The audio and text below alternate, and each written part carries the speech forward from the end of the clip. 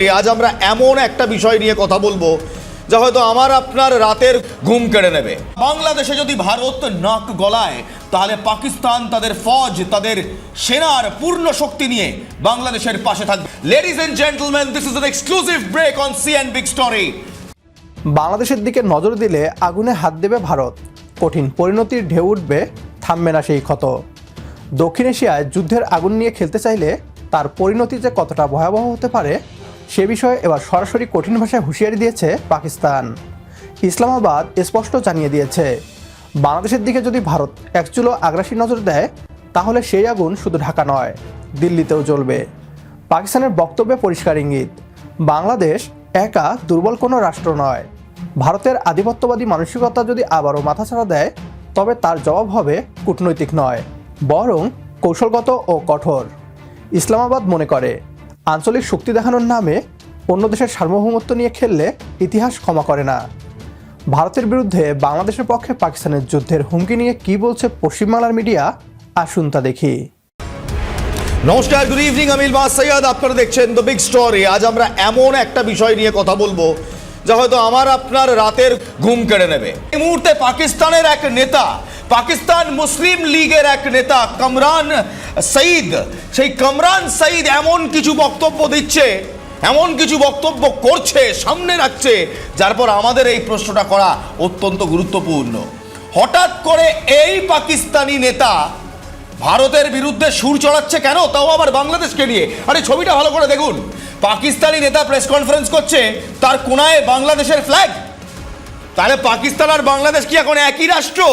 খুব গুরুত্বপূর্ণ এই ছবিটা। পাকিস্তানি নেতা কামরান সঈদ, এই পাকিস্তানি নেতা, তিনি হঠাৎ প্রেস কনফারেন্স করছেন পাকিস্তানের পতাকা এবং বাংলাদেশের পতাকা পেছনে রেখে। পাকিস্তান আর বাংলাদেশের মধ্যে কি এখন সরাসরি প্রশাসনিক লেভেলে কোনো আঁতাত আছে? আর প্রেস কনফারেন্স শুধু করছেন না, এই প্রেস কনফারেন্স থেকে এই নেতা যেটা বলছে সেটা সরাসরি ভারতের বিরুদ্ধে যুদ্ধের হুঁশিয়ারি। Ladies and gentleman, this is an exclusive break on CN big story.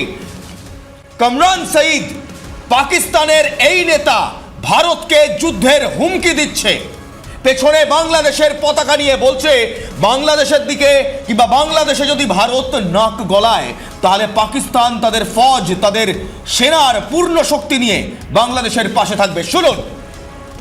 अब मैं ब्राह्मण साम्राज्य को बड़ा एक क्लियर मैसेज देना चाहता हूं कि अगर अब किसी ने मेरी निगाह उठा के बांग्लादेश की तरफ देखा ना, तो पाकिस्तानी अवाम, पाकिस्तानी फौज और हमारे मिसाइल आपसे दूर नहीं है। হঠাৎ করে কেন পাকিস্তানের এই নেতা সরাসরি ভারতের বিরুদ্ধে যুদ্ধের হুমকি দিচ্ছে বলুন তো? এবং কেনই বা এই পাকিস্তানি নেতা প্রেস কনফারেন্স করছেন বাংলাদেশ এবং পাকিস্তানের পতাকা, উভয় পতাকা পেছনে রেখে? এই প্রশ্ন থাক। প্রিয় দর্শক, এই হুঁশিয়ারি নিছক কোনো বক্তব্য নয়, এর পেছনে রয়েছে পাকিস্তানের সামরিক প্রস্তুতি ও কৌশলগত সক্ষমতার আত্মবিশ্বাস। ভারত যদি ভাবে প্রতিবেশীদের চাপে রেখে নিজেদের প্রভাব বিস্তার করবে তাহলে সেটি হবে মারাত্মক ভুল। পাকিস্তান স্পষ্ট করে দিয়েছে, দক্ষিণ এশিয়ায় একতরফা দাদাগিরি আর চলবে না। এই বক্তব্যের মাধ্যমে পাকিস্তান কার্যত ভারতকে লাল রেখা টেনে দিয়েছে।